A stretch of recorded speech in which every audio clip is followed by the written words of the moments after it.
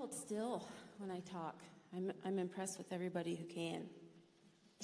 So first of all, I just want to thank you so much for coming in the snow today. I know that added a lot to the logistics of this funeral, and I know that just was, it made it harder, and we didn't need anything to be harder today. But Micah and I love the snow, and we have loved skiing and snowboarding as a family, and anytime there was enough snow, Micah was well known to be making very intricate snow forts with the kids, you know, like big buckets, and they had different shapes and windows, and they would do that. So today feels really perfect to be honoring Micah on a day that there is snow, and so thank you for doing that.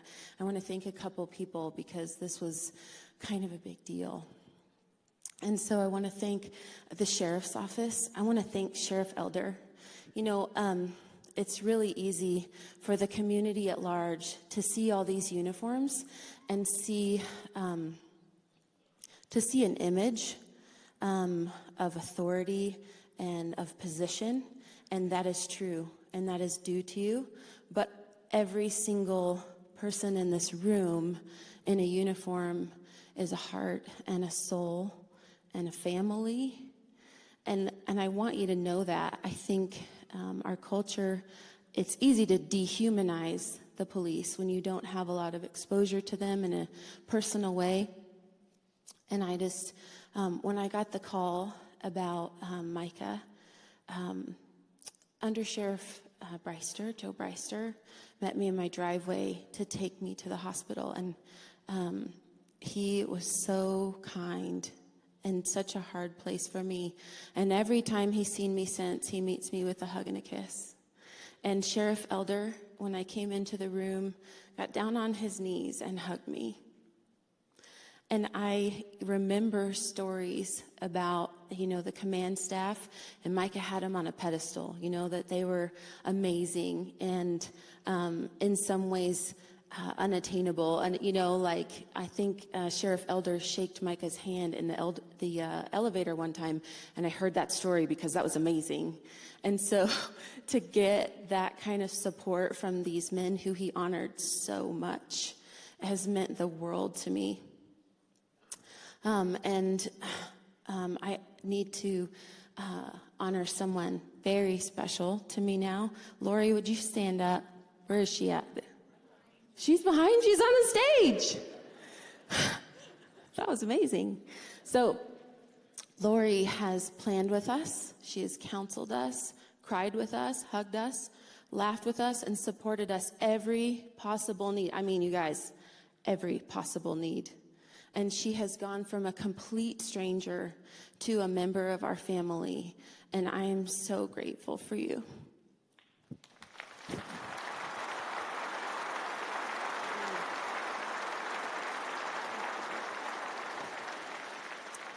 I want to thank New Life. They told you this was our home church.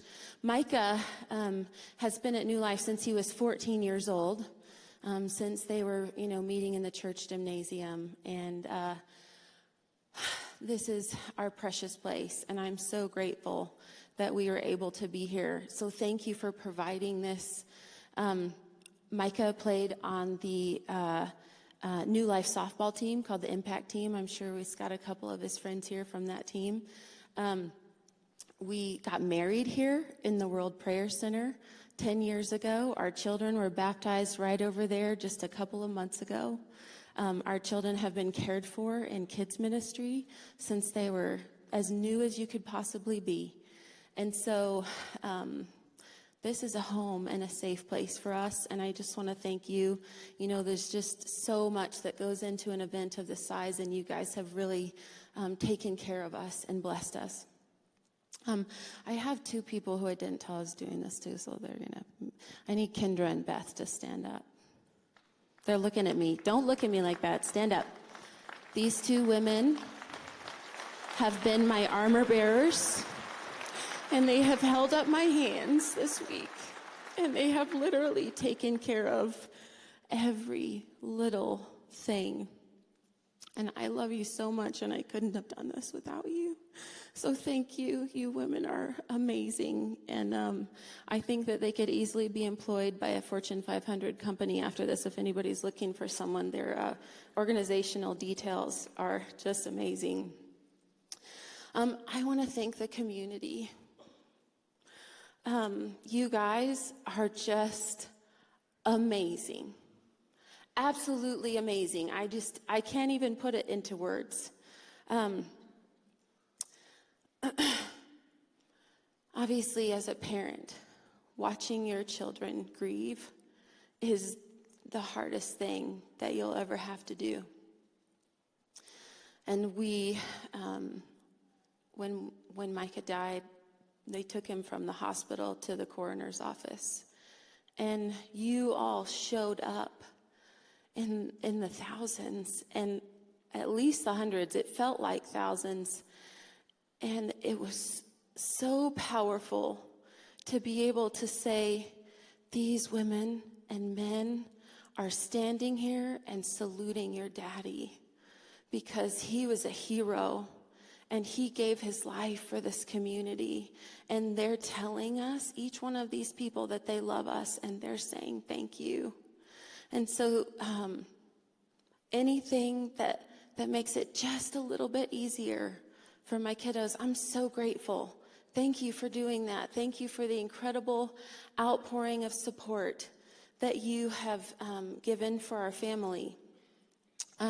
Not only have you been incredibly emotionally supportive, but you've been practically supportive. And you have poured out tangible financial support and gifts and food. And we have had meals catered to our home this week for a very large family. Could you just raise your hand if you're part of the Flick family? Come on. Nope, come on, keep raising it up. Yes. Do you see all these people? Like, you guys have been feeding us morning and noon and night for this whole week. And I mean, it's just, when you're hurting, to not have to figure out, how to feed everybody. I mean, that's a huge, huge gift. Eliana and Levi last night got to have almost a Christmas level, hi buddy, Christmas level gift opening, because people have been so generous to give them those gifts. And I can tell you, anything that makes it a little bit easier is a blessing. And so thank you for loving on my kids and saying thank you to them. Micah was an amazing provider, amazing. He went to work rain or shine. He went to work with colds and headaches. He went to work when he was utterly and completely exhausted. And I know that you guys can relate to that, because you are faithful. And you are faithful, and you are faithful, and you are faithful. And you love the communities and the people that you serve. And I know that Micah was not alone in that. But one of the first practical questions that came to my mind when he passed was, how am I going to take care of my kids? Like, how am I going to provide for them? And like, me saying thank you right now is completely inadequate. Like, there's no words to say thank you for the outpouring of financial support and fundraisers and business donations. And, I have to say thank you. Yesterday we had a private service for our family. And I just said, whatever the meal is, could we just have it be like warm? Like, we've eaten, more, quick stuff and here and there, but I'd love for it to be a meal. And Janet came to me and said, how was it? What do you think? And I hadn't had time to eat it. And so I said, but it looks good and everyone's enjoying it. So that's good. And I said, where's it from? And she said, Paravicini's. And I was like, are you kidding me? Like, Mike and I can't even afford to go eat there. And they just catered his funeral for free. And it wasn't free for them, obviously. And so I just want to say thank you. Thank you so much. And to all the restaurants who've done that. And, the telethons and personal donation. I mean, you guys, thank you. Like, nothing will bring him back. Nothing will bring him back. And I'd give all the money back to have him with me in a heartbeat. But thank you for trying to make it just a little bit easier and answer some of those practical questions for us. I want to tell you how the kids and I know Micah and some of the fun things about him. So you guys got to watch the slideshow. Every single song on there is on there because Micah has been singing that in our home for the last year. And he did have a Katy Perry crush. I have to tattle on him for that in front of thousands and millions of people across the world. I know we did, Dark Horse and Roar on there. And he loved it and he sang it. And I love that we included the Perfect song by Ed Sheeran, because even in just the last 2 or 3 weeks, he would sing that to me on a regular basis, that he had found a woman who was stronger than anything and that he loved me so much. And so I love that we got to share that piece with you. And the Heartbeat song, Eliana loves the Heartbeat song, and he would play that for her on a regular basis, just hanging out. And she'd say, Dad, let's listen to the Heartbeat song. Can we listen to the Heartbeat song? Until we're both like, no more Heartbeat song. We're done with the Heartbeat song. But so every single one of those was a song that was fun and special to Micah. And, you all have the experience of him as a public person and a professional. And Micah was so professional, but he was a ton of fun, and he was a total goof. We tease at home that Micah had no game, none whatsoever. Many, many gifts, but no game. And he told that, we met at the Briargate YMCA, and one night he told me he wanted to talk to me, and I was like, oh, what's that mean, Been dating for a couple weeks. And when we get in the car, and he said, I want you to be my girl. That was how he asked me out, like to have like a, we were going steady kind of relationship. And so if you can imagine all of his eloquence and professionalism at work, none of that transferred over. Micah loved to sing, and Chris told you he was tone deaf. He also, he didn't remember the words of the songs, and he didn't know the words, though. Like, he thought that what he was singing were the words. And so it's our first year married, and, we're getting ready for our family festivities, and he's in there ironing his pants and getting ready. And I'm in the bathroom doing my makeup, and I hear, a child dancing in the night with a tail as big as a kite. And I was like, there's no kid with a tail in that song, babe. And he had no idea. He was like, what? Because he was just singing. And that was like on the regular. Like, I don't think there was a single song that he actually knew the words to. But that didn't stop him.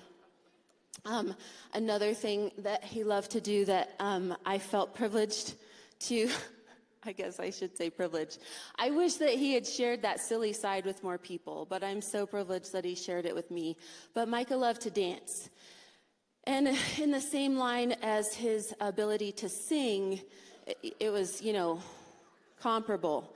And I'll say this as politically correctly as possible, but Micah's dancing style is very Caucasian in nature.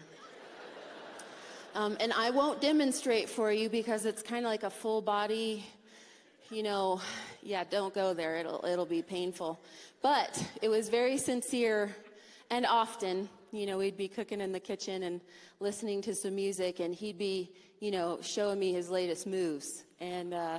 And so there was so much about him that was so much fun. He was always trying to get a joke over on you, man. Like, if he could surprise you, if he could jump out and scare you, if he could lie to you and make you believe it, like any of those things were open season, right? And he was always looking for an opportunity to pull one over on you.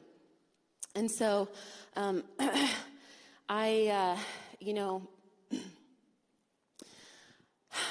loved him so very much. I love him now, and I'm so proud of him and this opportunity to honor him, because we knew Micah as our husband and father and his faithfulness.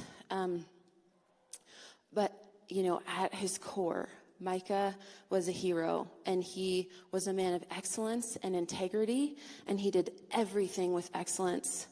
And, I would watch him make this transition every morning from husband and father to his officer self, right? And so some days he'd be putting on a suit, and some days he'd be getting into his khakis and his boots, and then some days he would be getting into his street clothes with his tennis shoes so that he could go undercover, and choosing shirts that were 2 and 3 sizes too big so he could hide his vest and his holster. And when he was doing that, he was giving me, kind of the rundown, like, this is our latest suspect, and here's kind of what we're thinking. And I know the wives and the husbands of the officers in this can relate when you kind of start to go like, oh, I'm not really liking where this story about work is going. And I would say to him, not infrequently, babe, don't be a hero. Do your job and do it well, but don't be a hero. But here's the problem. Here's the problem with Micah is that he was a hero. He is a hero, and he couldn't help it. He couldn't help it.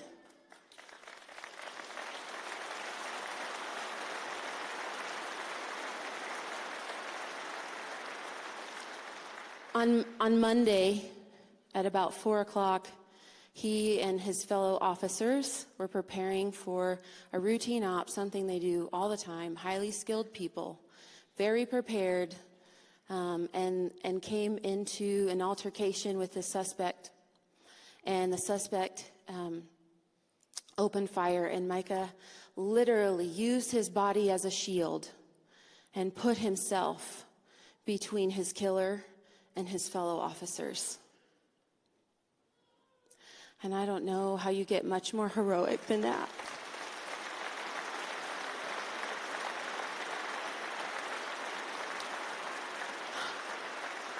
His fellow officers on that op said, Rachael, I think we'd be doing multiple funerals if he hadn't given his life.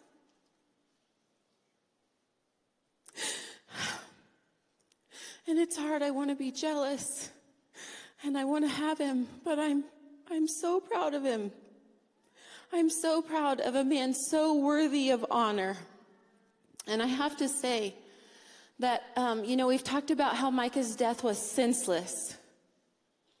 And I want to say to you that it's not confusing why Micah died, because we have a cultural epidemic of a lack of respect for law enforcement and authority. This doesn't have to happen. I didn't know what Chris said about that family, and my heart is so with them, and it makes me angry because it doesn't have to be this way. It doesn't have to be this way. And I know that in this room, every single one of you would raise your hand and say, we support the thin blue line. But I know that there are people watching around the world, and I want to say to you that we have to make a change in the way that we think and the way that we raise our children. We have to.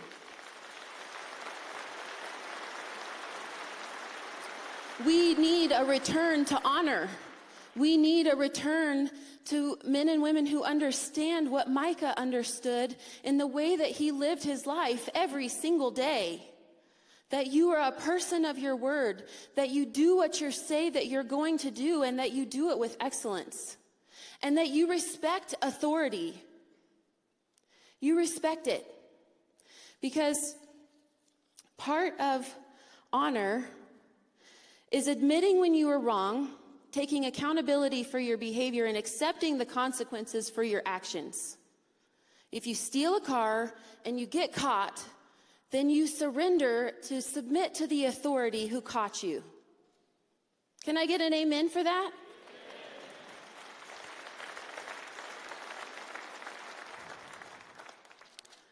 Romans 13, 3-4 says, for rulers hold no terror for those who do right, but for those who do wrong. Do you want to be free from fear of the one in authority? Then do what is right, and you will be commended. For the one in authority is God's servant for your good.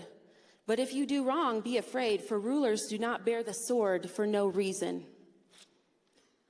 And so I want to challenge and exhort the law enforcement officers who are represented here to live like Micah did, to follow Micah as Micah followed Christ.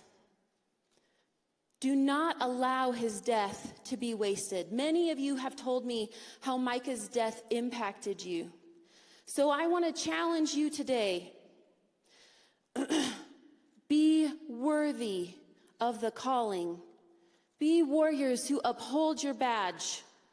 We have an issue in our community where people are afraid of law enforcement, and I wanted to come up to you here and I wanted to show you the impact that this has. This isn't a racial issue. This isn't a gun control issue. This is a heart problem.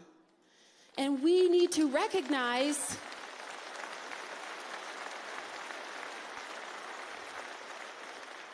that our hearts and our culture and our beliefs are part of the problem. It's why my husband is laying here in front of me in a box, is because we have a cultural issue with what we believe about authority, and that right and wrong is something you can perceive. There is absolute truth. It does exist. And you are God's agents on the earth to bring that about. Morality is not relative. So,